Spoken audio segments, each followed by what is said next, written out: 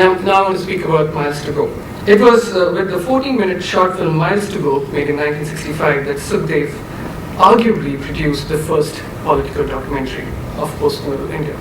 A film overwhelmingly critical of the state and the forms of inequalities it produced and perpetuated. It was a bitter appraisal of the post-colony less than 20 years after independence, scathingly juxtaposing sharp differences in contemporary Indian society, shown in a highly stylized montage employed with an acuity rarely seen in Indian documentary.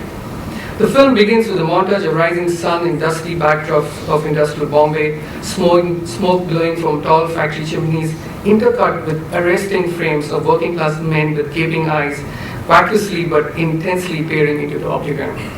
The forebrooding tenor in the film is firmly set, directly locating its setting in the tumultuous anxiety of an irresolute urban scape, solemn and grave.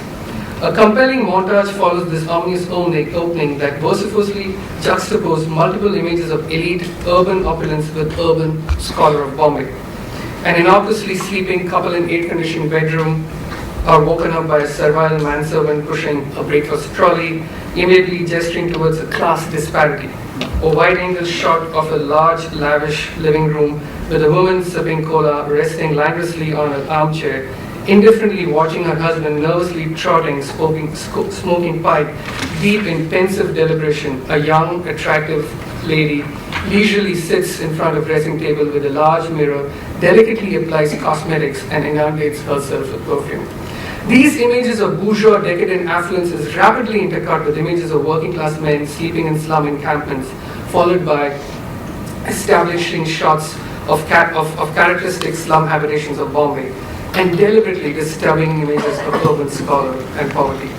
The montage reaches a crescendo with the camera zooming in and out on a motley bunch of wealthy youngsters energetically dancing on a terrace, intercut with further contrasting images of urban poverty.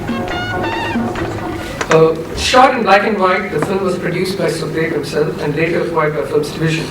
Soon after, it won a special jury award headed by Satyajit Ray, consisting of the jury consists of Andhra Vaide, George Sadol, and Lindsay Anderson at the 3rd India International Film Festival in 1965 held in Delhi.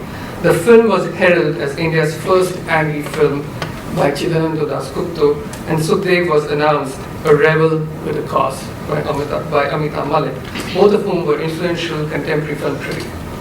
Miles to Go is stylistically an agit-prop montage documentary analogous to the Soviet propaganda films with a characteristic Graysonian influence with overt emphasis on political and social intervention potentiality of documentary.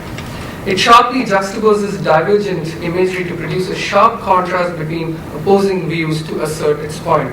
The topological emphasis of the montage is to produce a striking disjunctural flow that accentuates class distinction the film attempts to project.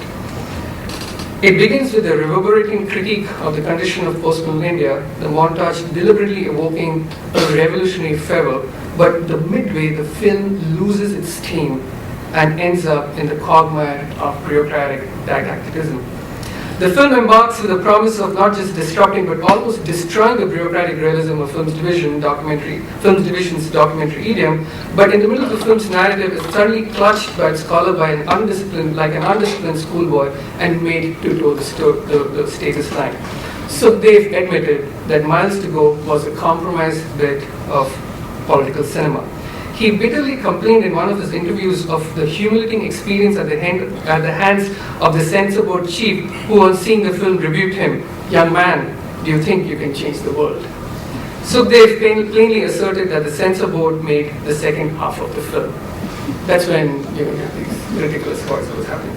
Which not only made few cuts, but rewrote the commentary of the film and changed the title of the film. So the title of the film is not Sukhdev's. But this compromised piece of political cinema had tremendous impact on transforming the scene of documentary filmmaking in India in the next few years, as a number of documentaries were made and passed by the Indian Censor Board that not only challenged the state but were unambiguously critical of its achievement.